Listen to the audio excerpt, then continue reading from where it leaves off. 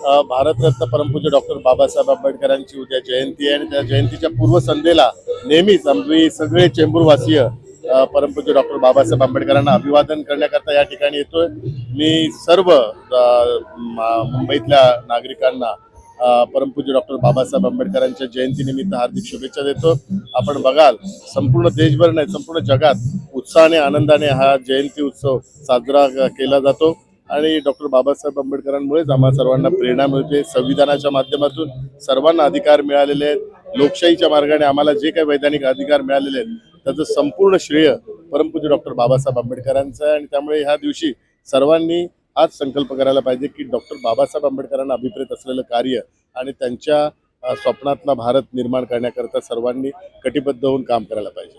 मीच भाग्य समजतो की भारतरत्न डॉक्टर बाबासाहेब आंबेडकरांच्या जयंतीच्या दिवशी खऱ्या अर्थाने जन्मदिवशी माझा जन्म झालेला आहे। त्यामुळे नेहमीच मी या गोष्टीची जाणीव ठेवतो की डॉक्टर बाबासाहेब आंबेडकरांना अभिप्रेत असलेलंच कार्य त्यांचा आदर्श ठेवूनच कार्य करायचं आणि त्यांनी जी दिशा दिलेली आहे त्या दिशेच्या मार्गावरच चालायचं।